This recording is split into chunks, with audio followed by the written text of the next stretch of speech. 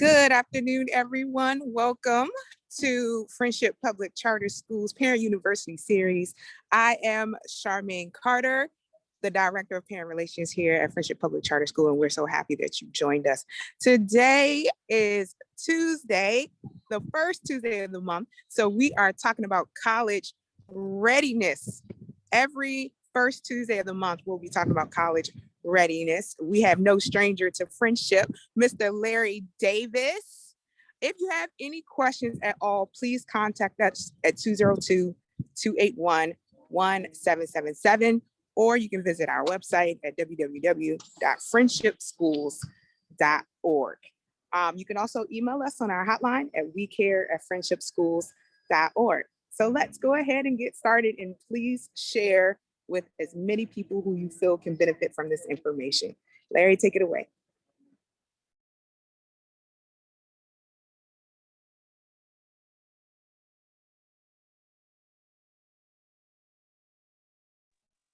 Thank you so much, Charmaine. My name is Larry Davis, as Charmaine has said, and I'm an Associate Director with the Education Opportunity Center. We are a free service to District of Columbia residents, and we help both high school students as well as adults with the college admissions, financial aid, and scholarship process, as well as other post-secondary trainings. Today, we're going to talk about college survival skills.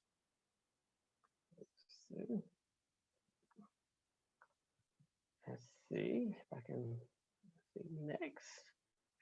So college survival skills. Let's see next.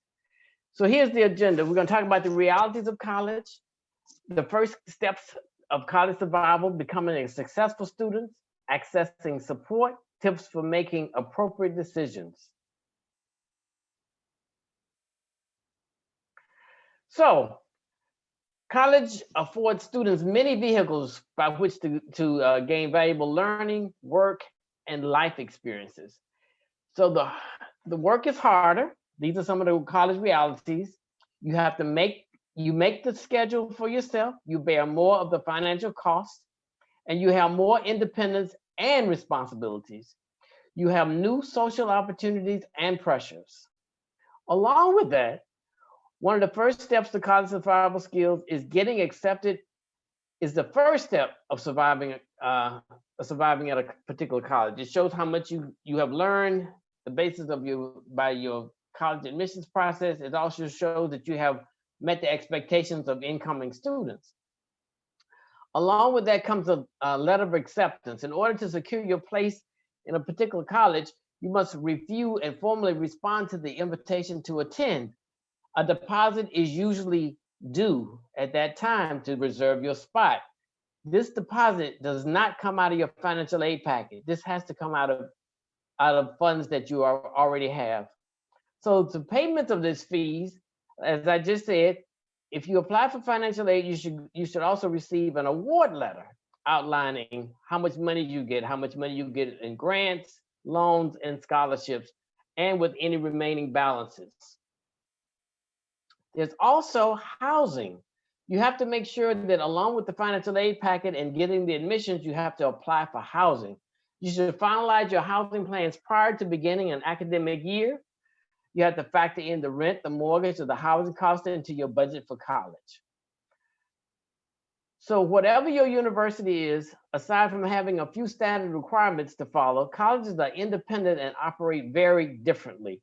Each student has the responsibility to learn the system and the culture of his or her college. Something very important, most, if not all, schools offer orientation. It is a must that you attend orientation. Orientation is a process, sometimes formal, sometimes informal, designed to introduce new students and families to an institution. Orientation generally lasts from a few hours to an entire semester or a year. During orientation, many new terms and concepts will be presented. Some key terms that you should know is classifications or your status, which sometimes that's freshman, sophomore, junior, or senior, the credits or the hours that you have earned, distributions requirements, declaration of a major, grade point average, the registrar, the bursar, and or the student accounts. And some other things to understand. Do you understand that these academic expectations and opportunities for students at your school? In other words, you must know what it means to be on satisfactory academic progress. For most schools, you must have at least a 2.0 grade point average in order to attend the school, to stay in good attendance, as well as to receive your financial aid. There's a dean list, and that varies from different schools. There's an honors program, as well as a probation period and a suspension process at all schools. And each student should become familiar with these for their particular school. So all costs, payment options, and payment calendars associated with learning and activities at your college. This is something else you should understand. Many students are unaware that they often are charged fees to keep the schools, for the student unions, the libraries, the gymnasiums, and these things. These are usually known as mandatory fees, fees that must be paid along with your tuition. Some other references and resources. During orientation, many references and resources will be shared that will help you to understand college. A lot of these things are now online, like the college catalog, the course selection, the course schedule, a freshman handbook, campus maps, student ID cards, directories of offices and personnel. Every student should become familiar with each one of these items. At the core of any successful student is discipline. Webster defines discipline as orderly or prescribed conduct or patterns of behavior. So this means attendance, discipline, study, and time. A well-disciplined student attends class regularly. Remember, you're paying for these classes. You're paying to go to school. Nobody's going to make you get up and go to school. These are things that you have to do on your own.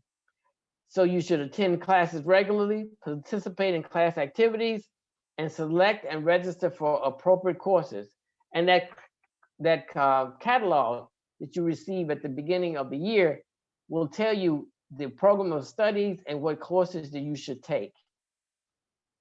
Here's an example. For example, at the University District of Columbia, for an associate in applied science in correctional rehabilitation, there's freshman orientation, there's like 17 general credits.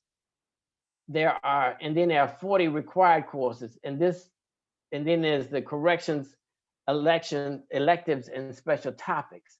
So this is how the program of studies is really laid out.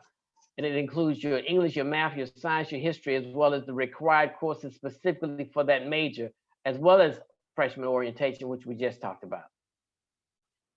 So successful students demonstrate and nurture their appropriate study skills. They adopt effective and note-taking systems. They form and participate in study groups. They practice proven test-taking strategies. One of the note-taking skills is called the Cornell note-taking system, where you have cues, note-taking columns, and a summary. And there's also the SQ3Rs, which is survey, question, read, recite, and review. A successful student also manages their time wisely. You will have a whole lot of free time on your hand when you're in college, and you can either waste it or make it wonderful. So the way to do this is to plan a schedule of balanced activities. Study at regular times in regular places. Study shortly after lectures while it's still fresh in your mind. Limit study blocks to no more than 2 hours. Provide a space review.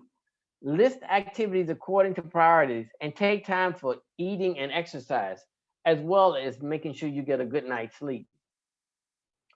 It's always good to, I know now you can do all this stuff on your phone, have your schedule on your phone, but it never hurts to have a paper copy as well to show you each week what you have to do, the courses you have to put in study time, as well as a weekly calendar, knowing what you're doing day by day and hour by hour. All of this plays a very successful role in the successful student. As Maya Angelou would put it, nobody but nobody can make it out there alone. An essential college survival skill is to acknowledge the need for help and regularly access reliable support. Every university wants you to succeed, so they provide different avenues for you to do this. Each college has a variation of the following offices that are available for your development. There's usually student support services, there's a chaplain's office, there's health services, campus security, a counseling center, an office of multicultural education, and an office of diversity affairs. Please, please, please take advantage of these opportunities. And if you get in trouble or need help with anything, please ask and find out the appropriate place for you to go. Staff support. Excuse me. There's usually an academic advisor. There are financial aid counselors, department chairpersons, deans of student affairs, resident advisors and directors, professors and instructors. All these people are working for you because you're paying to go to school. Whether the money comes from the federal government or wherever it comes from, they are working for you. So you are their boss. So please, please take advantage of each one of these for your success. Obtain and use an organizer. Set and manage priorities. Seek a balance with your academics and personal schedule. It's very easy to know that, oh, I only have 2 classes on Tuesday and Thursday and 3 classes on Monday, Wednesday, and Friday. So I got all this free time so I can party. But you must have a balance between the good times and the study times. Develop meaningful friendships and take care of your finances. Also, you must have a purpose for attending college at this time. You are the most important person in your life, and this is an investment in you. So make sure that this investment is worthwhile. Take orientation seriously. You've already succeeded by graduating from high school and or getting your GED. So now make this next step purposeful. So we at the Education Opportunity Center would love to sit down with you one-on-one and work out a schedule for you and see how this all could work. If we can be of any assistance to you, our numbers are here. You can reach out to us at 202-741-4730. You can ask for myself, Larry Davis, or any of the counselors at the center. We'll be glad to help you with this, navigating this process and making sure that you have a successful year academically.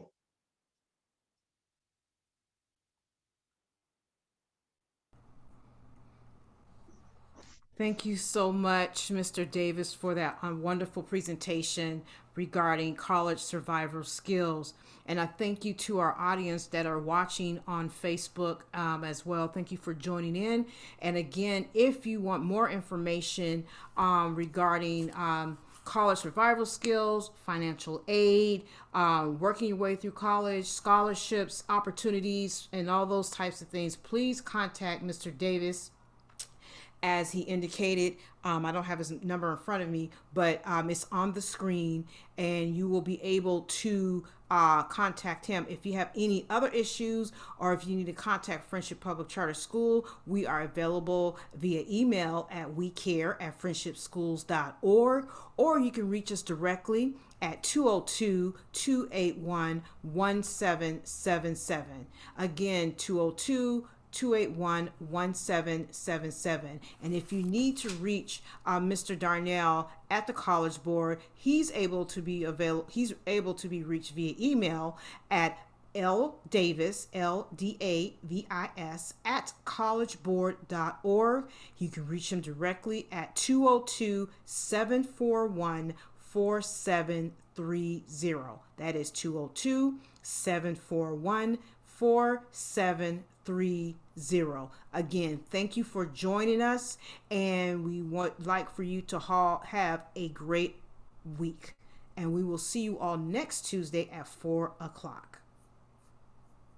Thank you, Ms. Green. Thank you.